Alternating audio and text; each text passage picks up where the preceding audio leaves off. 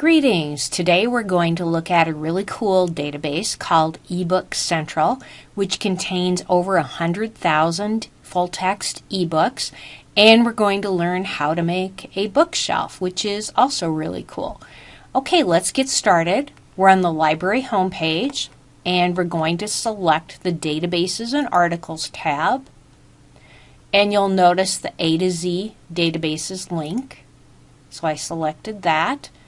EBook Central starts with E, so we're going to select the letter E and then scroll down here to find EBook Central, which used to be called eBrary, in case maybe you've used it that way before. We're going to go ahead and open that up. I also want to show you another really easy, quick way to get to the ebooks. The NWCCD Libraries link right here gets you back to the home page again.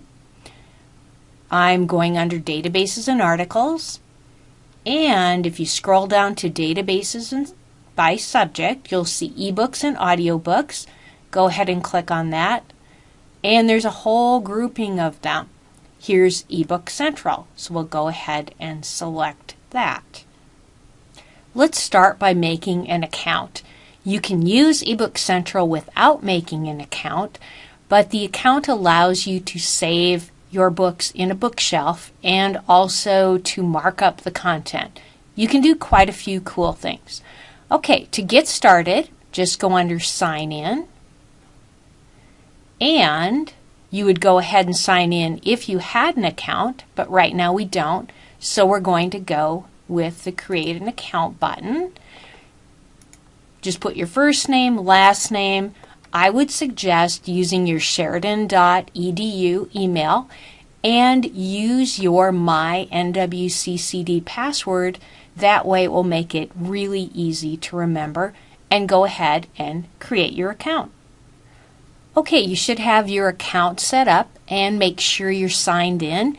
You can do a double check right here. You should see Sign Out. If it says Sign Out, that means that you're signed in. Okay, let's go ahead and look something up. We're going to go ahead and look up Captain Kidd. We're going to search, and you'll see that we have quite a few choices. Let's go ahead and open up Pieces of 8. What you want to do is select Read Online. This will easily and quickly get you right into the book. You do have the option to download onto your cell phone, and you are able to keep the book for a short period of time. I can keep it for 21 days if you want to do that. But I just want to use it on my computer, and I'm going to go ahead and select Read Online. You may want to take a look at the table of contents and get an idea of some of the chapters that might have your search terms. For example, here, anything with a purple line at least has the word captain, or it might have the word kid in it. So I can take a look at that. I will have opportunities, several different opportunities to add it to my bookshelf. And you can see that right here. There's a little plus, so I could add this book to my bookshelf. And then when I open up EBook Central and I open up my bookshelf, the book is there waiting for me. Okay, I want to find out the pages that have Captain Kidd. So I'm going to go ahead and put those two words in quotes, which should really help me. This way I'll be looking for Captain Kidd, those two words together in that exact order. Otherwise I'm going to be finding just the word captain by itself. And in the world of pirates, maybe there were quite a few different captains. So anyway, I've got Captain Kidd in quotes, and I'm going to do a search. And I can see a little purple line here, a longer one here. So it looks like Chapter 5 might be a really good one for me to open. Okay, I've got Chapter 5 opened, and I can see results on quite a few pages for Captain Kidd. On the very first one right here, and it's highlighted. One of the really cool things about EBook Central and the bookshelf is I can go ahead and highlight items, and they stay. So maybe this is an important passage that I'm thinking about using in my paper. And when I do that, it automatically puts the book in my bookshelf. And you can see the little check mark disappeared there. I could have also clicked it and put it in my bookshelf.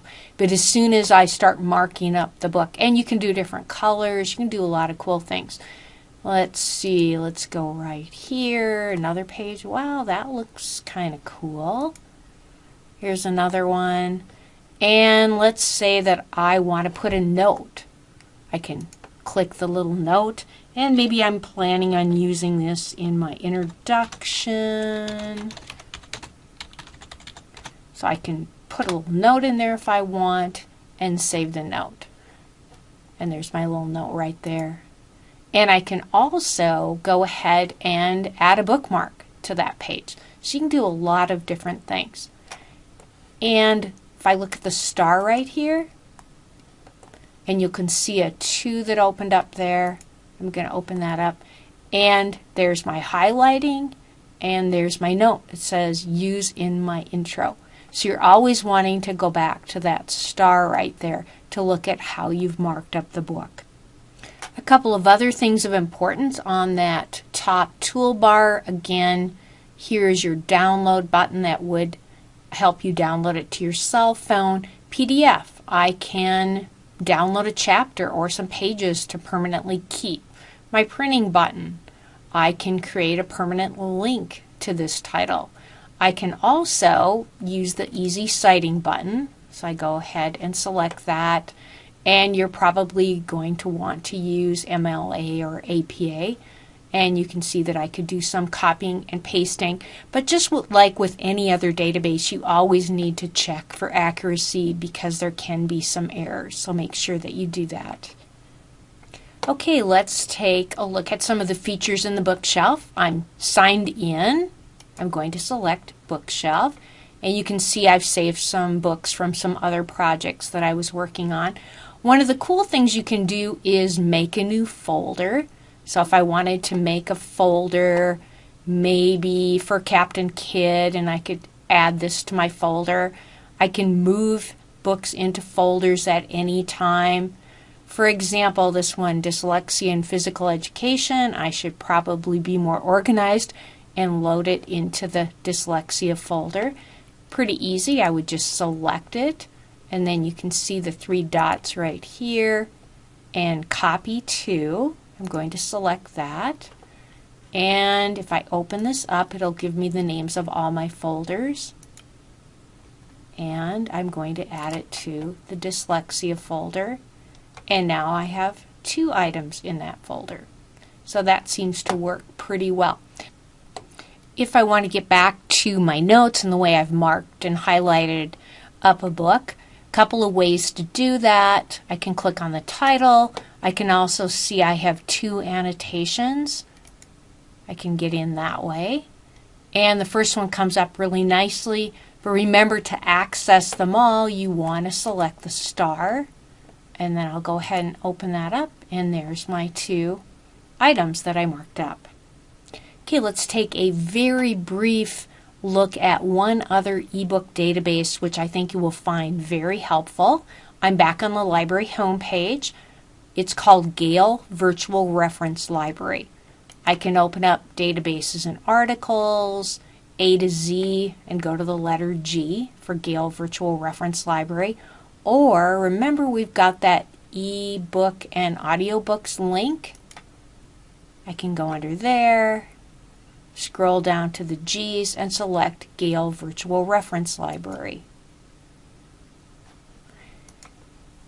I'm going to go ahead and search for Captain Kidd. And you can see some very short selections out of different reference books. This one's 5 pages. I've got something there that's 1 page, 3 pages.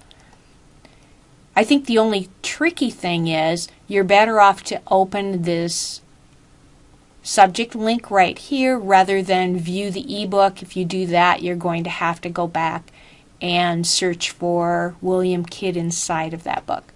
So if we just select right here, and we're right there. And we have 5 pages about William Kidd or Captain Kidd. In this database, the tools, you're always looking for the tools. They're over on the right-hand side. And we do have citing tools. On this one, it went right to MLA, and you also have the APA option right there. You can send an email, do some printing. It does have a folder option, but this one is not compatible with the other folders that we looked at, so you'd have to set up a different system if you wanted to use that. All right, I'm back on the library homepage. You can see our contact information and hours located on the right-hand side. Please send us an email if you have questions, give us a call, or we'd love it if you'd stop in. Until next time.